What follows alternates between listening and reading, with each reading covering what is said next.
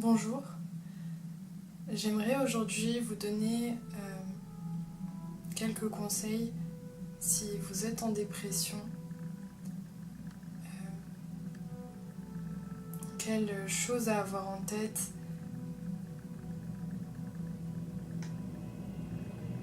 pour changer cet état dépressif en un état où vous vous sentez bien et un état qui vous permettrait de mener une vie où vous êtes bien avec vous-même.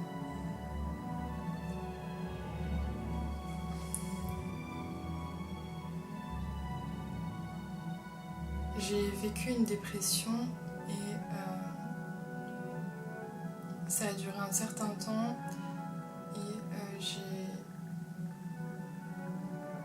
quelques choses à dire qui pourraient peut-être vous aider si vous êtes en dépression ou même pas en dépression ou juste un passage, un épisode dépressif.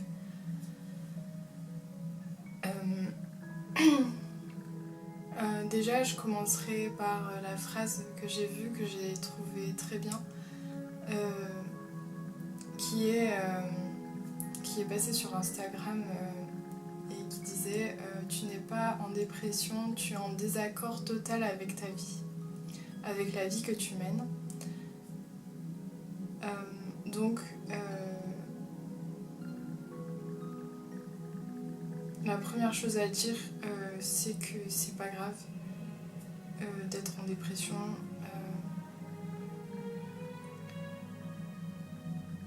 C'est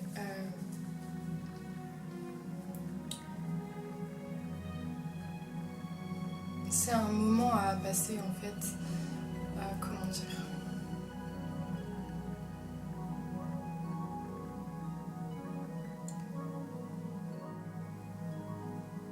C'est l'occasion de vous retrouver avec vous-même.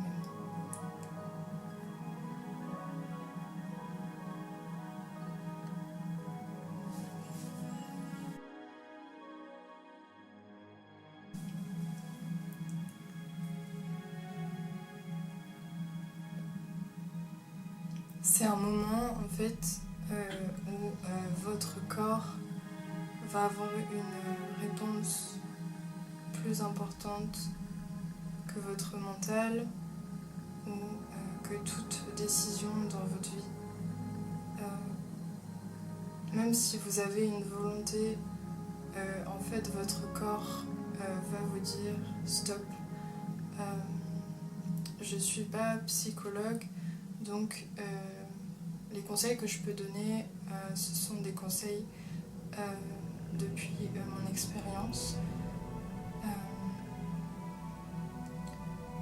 Et voilà, je pense que le corps a un message à vous faire passer quand vous êtes en dépression ou quand vous n'êtes pas bien.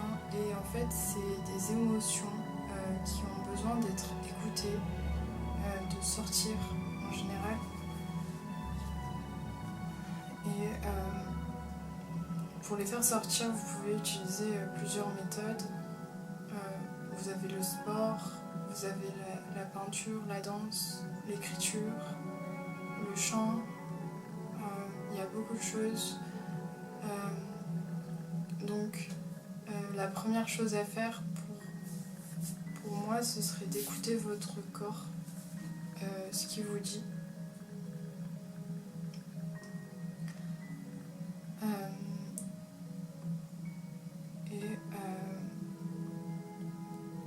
N'hésitez pas à en parler autour de vous.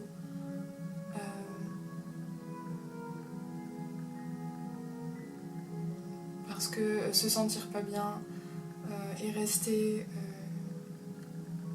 avec soi-même dans cette solitude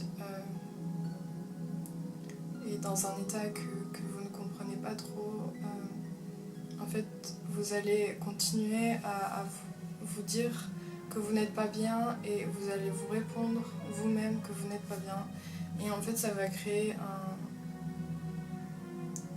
un cycle, en fait, un cercle vicieux, en fait, enfin un cercle négatif où vous allez ne faire que confirmer chaque jour que vous n'êtes pas bien, en fait. Et du coup, ça va vous mener à perdre votre confiance en vous,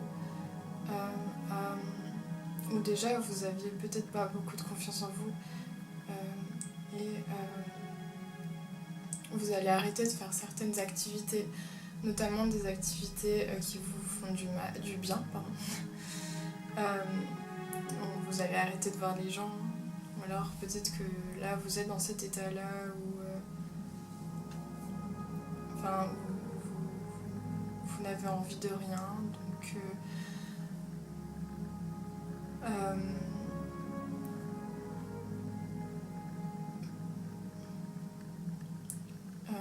donc c'est ça, en fait, si vous restez seul dans votre état déprimé, de dépression, en fait l'extérieur va pas vous apporter quelque chose qui va vous dire que vous pouvez changer cet état.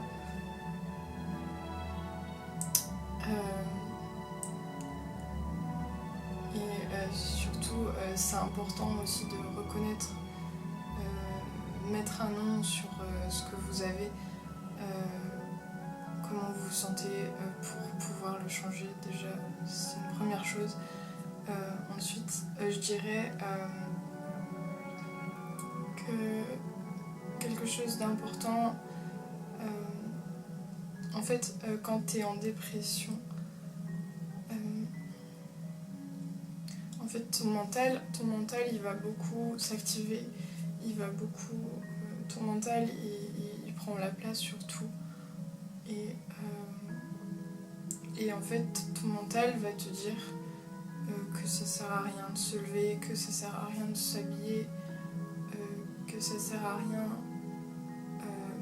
d'aller à la piscine, hein, je sais pas, que ça sert à rien d'aller voir des amis, que ça sert à rien de vous laver, voilà, que ça sert à rien. Et en fait, le but, quand vous êtes en dépression, c'est d'agir avant de projeter le mental, en fait. Parce que si dans votre mental, vous vous dites pas de faire quelque chose, en fait, vous n'allez pas le faire. Alors que si vous agissez avant, en fait, ça va vous ouvrir des portes sans vraiment que vous en rendiez compte. Ça va vous ouvrir des portes, ça va vous recréer une vie, un quotidien sain. Donc, vous avez besoin d'entreprendre des actions pour pouvoir changer votre mental, changer votre état. Et pas l'inverse, en fait, c'est-à-dire que ça passe vraiment par l'action. Donc des choses qui vous font du bien. Donc pour ça, vous pouvez vous retrouver avec vous-même et juste voir les choses que vous aimez faire. Que ce soit en le notant ou juste en se posant dans son lit et en se disant qu'est-ce que j'aime faire. Et là, vous le faites. Et si c'est trop dur pour vous de faire plusieurs choses que vous aimez, il y a la méthode des petits pas. Donc vous faites petit à petit, en fait, mais vraiment en passant par l'action plutôt que d'écouter votre mental, parce que votre mental, en fait, dans un état comme ça, il va tendre au négatif, et en faisant des actions positives ou même des actions créatrices, c'est encore mieux. Comme jouer du piano, je sais pas, si vous avez un talent particulier ou quelque chose que vous adoriez faire quand vous étiez jeune et que vous avez envie de retenter, eh bien c'est le moment de vous y mettre. Et en fait, au début, ça va paraître comme des contraintes. Parce que tu vas avoir l'impression de devoir tout réapprendre. Et en fait, d'agir quand tu es en dépression, c'est hyper important, même si ton mental va te répéter que c'est une contrainte de le faire, en fait. Et que ton mental va te dire que ça ne sert à rien, alors qu'en fait, le plus important, c'est d'avoir une routine, de recréer une routine dans ta vie et de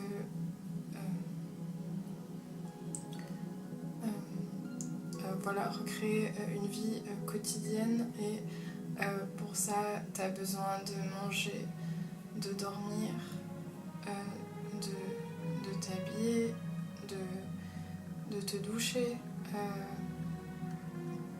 faire à manger. Et toutes ces étapes sont fondamentales quand tu es dans un état où tu n'as envie de rien faire. Et même si ceci va paraître une contrainte, c'est un passage, j'ai envie de dire, nécessaire pour t'ancrer dans ta vie actuellement.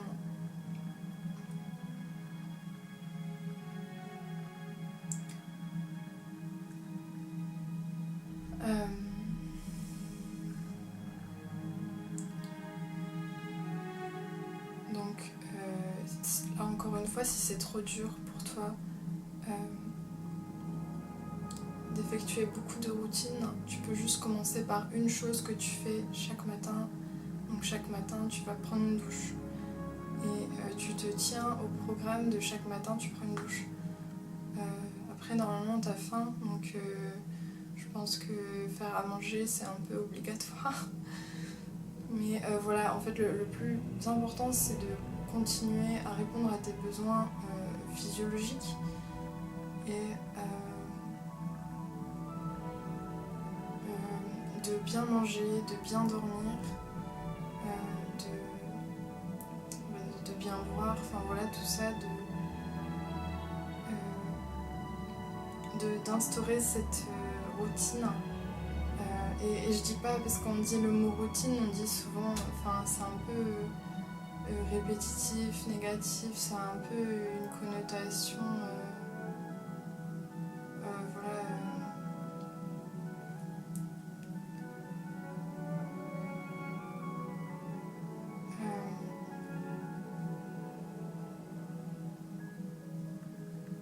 voilà négative, mais en fait c'est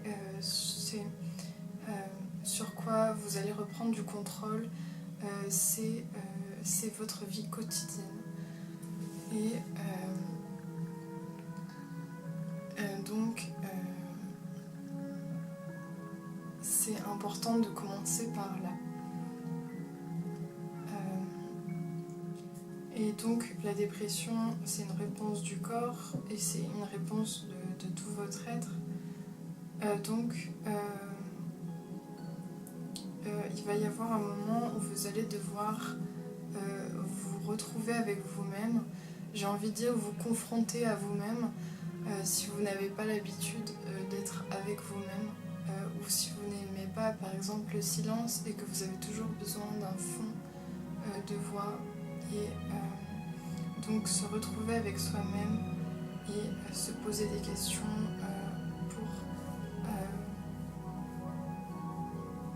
pour voir ce qui ne va pas dans votre vie. Et une fois que vous êtes certain que c'est ce qui ne va pas, vous pouvez le noter. Et ensuite, vous juste vous donner l'espace d'exister, vous donnez l'espace de vous dire oui, j'ai raison de penser ça, de sentir que ce n'est pas fait pour moi, j'ai le droit de me sentir comme ça. En fait, vous acceptez l'émotion, vous accueillez l'émotion parce que vous êtes légitime. et vos émotions sont légitimes et vous vous redonnez de l'importance en effectuant cela. Et c'est très important de se redonner de l'importance quand vous êtes déprimé. Et même dans la vie de tous les jours, de se donner de l'importance et de réinstaurer une confiance en vous, une écoute de vous.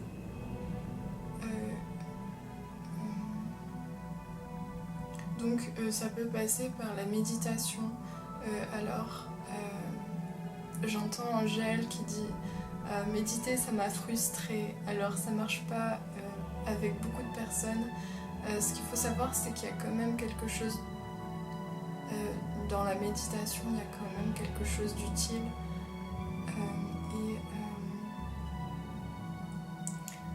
Il y a des gens qui méditent par exemple en jardinant. Donc c'est pas forcément être allongé dans son lit et écouter une voix. Après, ce que m'a appris la méditation, c'est à avoir un recul de toi et juste d'observer comment ton corps se sent.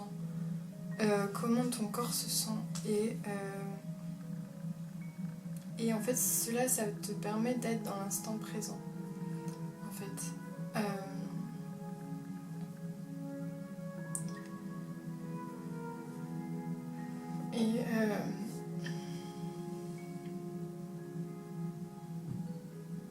En fait ça te permet d'avoir un détachement de ton mental déjà, de juste, souvent ce qu'on dit en méditation c'est juste d'observer le mental, observer les pensées sans vous vouloir agir dessus. Et quand tu as une crise d'angoisse, c'est pareil. Tu observes, t'essayes pas de la bloquer, tu l'observes monter comme une vague, comme ça, et elle va redescendre. Et ça demande un travail de ne pas paniquer, de juste te dire c'est un moment, je vais peut-être souffrir, je vais peut-être avoir mal ou je vais observer cette angoisse monter et redescendre. Et ça demande un travail. Moi-même actuellement je n'ai pas les clés encore pour maîtriser si c'est une grosse crise d'angoisse, je sais pas si j'arrive, mais en tout cas c'est vraiment nécessaire d'accepter que l'émotion vienne, et même si c'est des émotions violentes, des émotions qui viennent comme des vagues, parce que votre corps est comme ça, votre corps est complexe. Et votre corps a des manifestations, des réponses qui nécessitent qu'on passe du temps avec et qui nécessitent qu'on l'observe et qu'on l'écoute,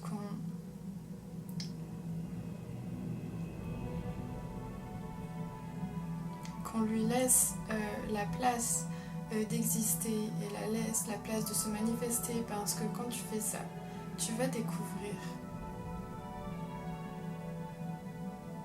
que tu as de la compassion envers toi-même. Tu vas découvrir que tu as le droit en fait. Tu as le droit de te sentir comme ça et que c'est peut-être la société qui ne te comprend pas. Mais toi, tu es important. Voilà.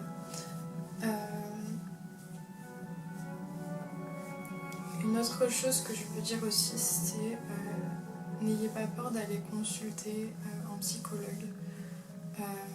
Parce qu'en fait, y a beaucoup de personnes, même qui sentent qu'elles n'ont pas besoin de psychologue, parce qu'une fois encore, c'est assez connoté comme si les gens qui vont voir des psychologues sont folles, fous, mais encore maintenant ça a changé un peu, mais n'ayez pas peur de consulter.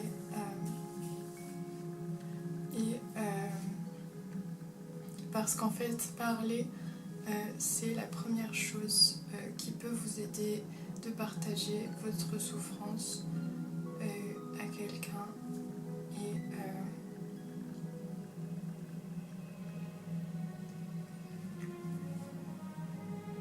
Et voilà, et le psychologue est formé pour recevoir ce genre, pour recevoir les pensées, les peurs, toutes les questions qu'on peut se poser, les ruminations, et ils connaissent ce phénomène. Alors, c'est pas grave. Juste à chaque fois, vous vous dites, quand vous avez une émotion, c'est pas grave. Je la laisse passer, je la laisse s'exprimer. Et je vois ce qu'il y a derrière.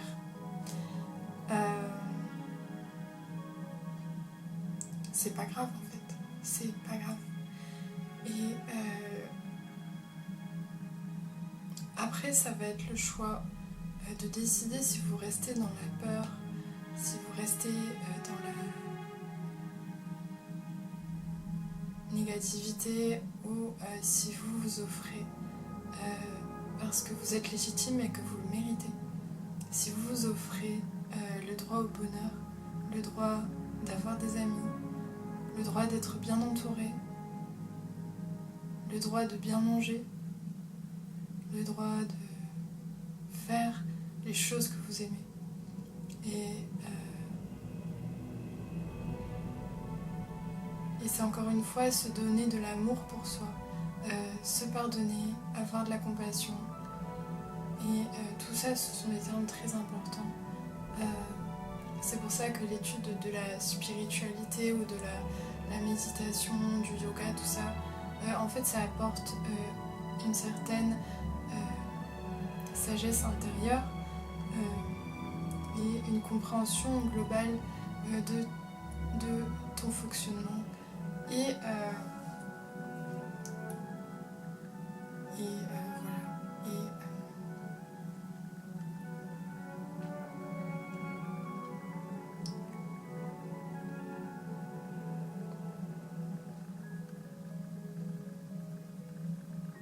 ça m'a beaucoup aidé, par exemple, de donner de l'amour à la terre par visualisation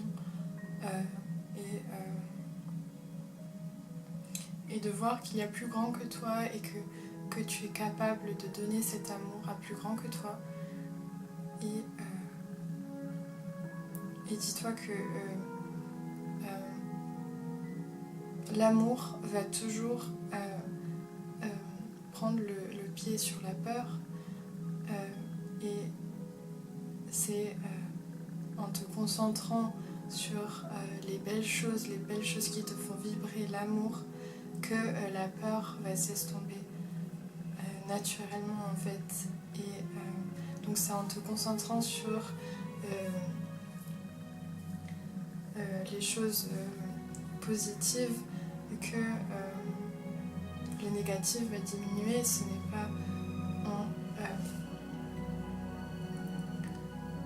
n'est pas en nourrissant ce mal en toi que tu vas le faire disparaître. Et c'est ça vraiment, ce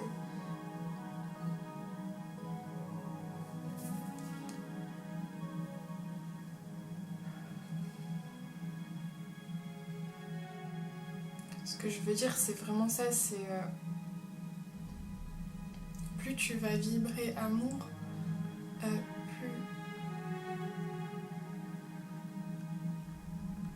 plus tu vas donner ton énergie à ce que tu aimes, à l'amour, plus tu vas vibrer la personne que tu aimes et tu vas être bien dans ta vie et tu le mérites.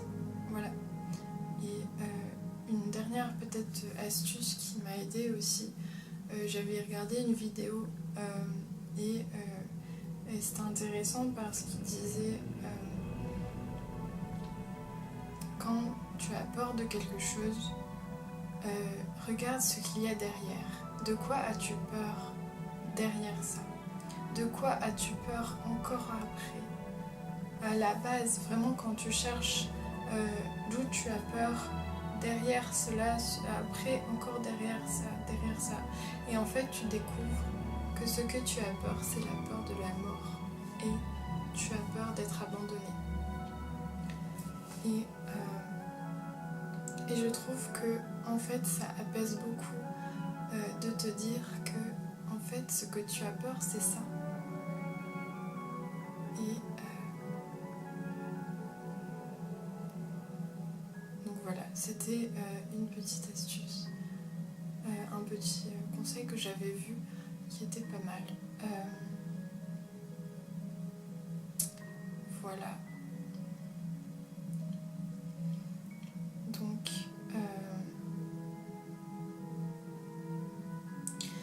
et j'avais aussi vu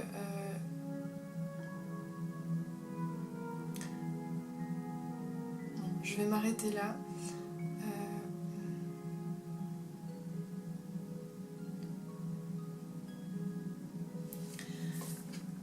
Donc, portez-vous bien et n'oubliez pas que vous êtes important. Vous êtes important pour vous et vous êtes important pour d'autres personnes. Et juste le fait, en tant qu'être humain, le fait d'être humain, vous avez de la valeur en fait. Peu importe les choses qui ont pu vous arriver, qui peuvent vous arriver, qui vous font penser en fait que vous n'avez pas de valeur, mais vous en avez. Et vous avez même plus de pouvoir que vous le pensez.